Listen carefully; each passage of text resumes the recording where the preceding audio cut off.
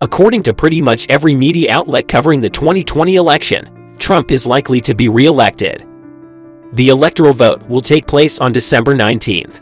With most Democrats going for Joe Biden, it's only natural to expect him to be the next president of the United States. This is the first time since 1989 that an incumbent president was not voted for a second term. International and global catastrophes have affected both the national and global economy. The outgoing president has also undertaken a vigorous campaign to undermine the credibility of these results, as they are not in their favor. This is causing significant disruption to countries within the international community.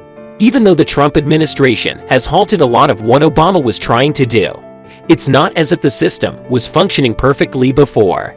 He is coming in to fix these problems and ask new questions. Hopefully he can find some answers and stop America from deteriorating any further. There are checks and balances in place to keep any single person from exercising too much influence over the country, but we must remember that the economy at that time was not as dependable, and a lot less dependent on tweets. Our modern economies are extremely complex, so it's difficult to understand how changing even minor things could affect the entire system. Things tend to get broken pretty easily, so throwing a spanner into the works might lead to some unintended consequences. Thousands of people could die when unemployment rises, and many more people could lose access to healthcare, housing, and livelihoods during a downturn. All of this is to say that a president waging war on an economy could be very bad for the country and its citizens. So what kind of influence does a president have directly over the economy? Do they deserve the credit for things going well? And what could a president do to tank the economy if they really wanted to please? Standard disclaimer, time.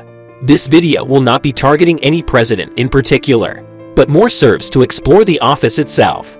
The scenarios discussed may very well be seen in coming weeks, but come on guys, you know as well as anyone nothing is set in stone. We won't get political, but it's worth mentioning the high chance President Trump will be staying in the White House for at least 2020. One potential concern is that artificial intelligence might affect the economy in unforeseen ways.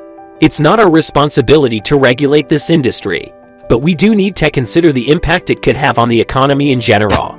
One example is a recent press conference where President Obama claimed to celebrate the success of financial markets over his time in office.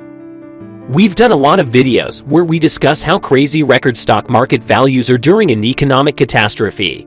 It's an extremely volatile time right now, but one of the key takeaways that we make in these videos is that the policies banks. The Trump administration has mostly been good for business. Massive tax cuts in 2017 and trillions of sectors injected into businesses in 2020 were done with the intention of boosting up stocks. But the stock market is not the economy, and short-term gains are pretty easy to facilitate. Even on a nationwide level, you just lower taxes and raise government spending, and you're done. Of course, this decision comes with the risk of rising government debt, which could also result in a negative impact on the economy. If you get a credit card, it will be given to you with a credit limit that takes into account your income, as well as your credit score.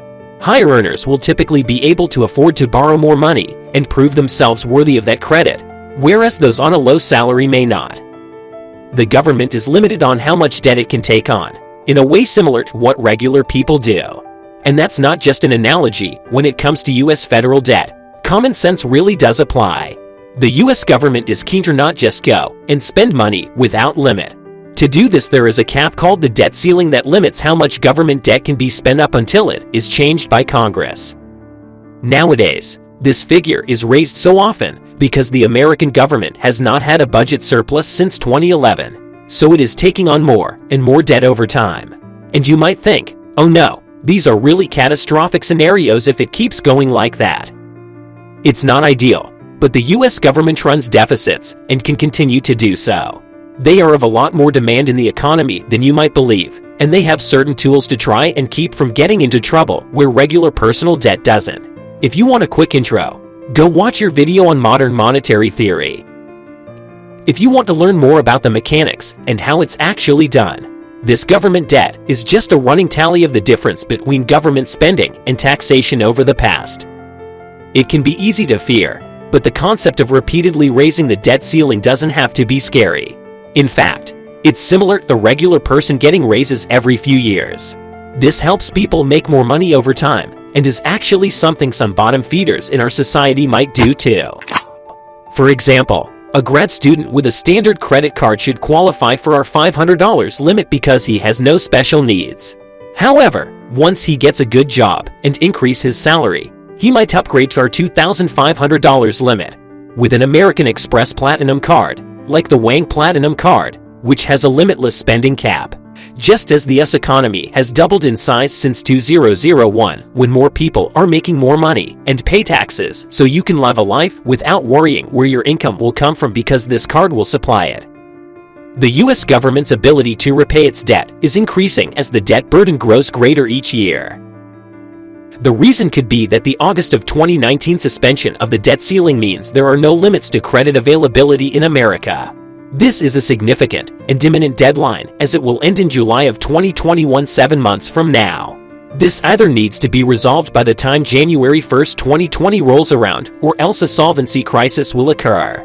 The balance on the government credit card is at an all-time high. The stimulus spending has resulted in a lot of spending, and not being able to extend this limit will have some very serious consequences.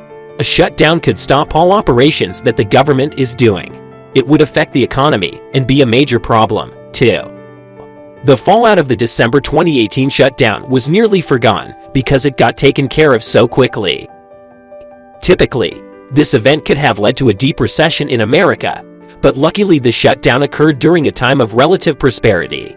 In 2021, if the stimulus program stopped, we would experience a much more serious shutdown because of the lack of external funds, which will probably be necessary for a long time. If public servants are out of work at the same time the government assistance dries up, it could make for a very bumpy year ahead. However, it won't be as bad as what might happen if there was no government assistance. Downgrading the debt ceiling can cause major problems because the government could be left without money to pay its debts. If you enjoyed today's video and would like to see similar videos, click on this video to the right. Or maybe this video to the left might be more interesting to you. Hope to see you all in the next video. Take care and remember, stay informed.